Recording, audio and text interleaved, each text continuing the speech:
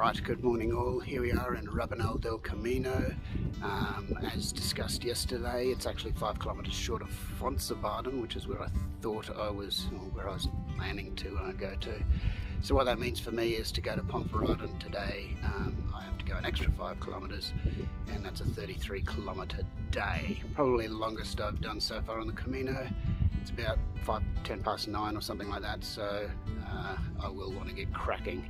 The other challenge today is that about 1 kilometre beyond Fonsabaden, so about 7 k's from here, is what's called the Freire Cruz, the Iron Cross, Freire de Cruz, and that's where it's the highest point on the Camino trail. So the only way to get to the highest point is by going up.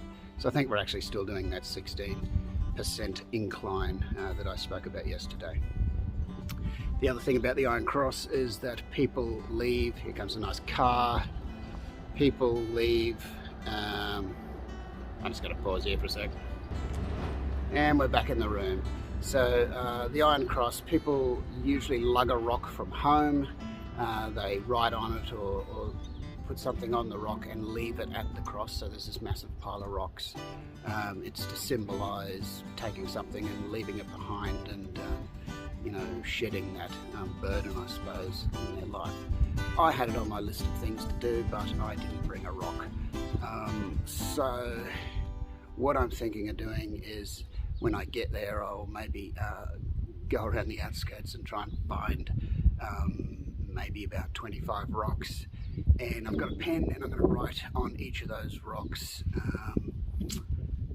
a mental health problem that I've dealt with up until this point. And hopefully by leaving them on that big pile of rocks, that can symbolise help and support to those people that are suffering any of those mental health issues that I've dealt with on a day-to-day basis so far. So anyway, today is going to be domestic violence. Obviously another very serious topic, one that's been in the media for advertising recently in Australia, and I agree with sort of the direction they're taking it, is that we need to start educating the kids when they're young to have a bit more respect for, predominantly it's young males, growing up with a bit more respect towards women in their later years. Obviously things like alcohol and drugs fuel domestic violence situations, and domestic violence comes in all sorts of forms. It's not always just physical. It can be verbal, emotional, financial, religious, sexual abuse, all of the above. It's essentially revolving around any sort of violence within the domestic setting. And look, it's not just women there are that are the victims, it's men also. It's in some instances that are the victims of domestic violence. So in America and Canada at the moment, it is Domestic Violence Month in October. And look, once again, not an expert, but as hard as it might be, what you really need to do if you are in that situation is to get out of there. And at the very least, it's to make the perpetrator aware that they're actually doing something wrong and that they have a problem that needs to be addressed. So they themselves need to get help, and if they think that the relationship is worth it enough, then they should do that.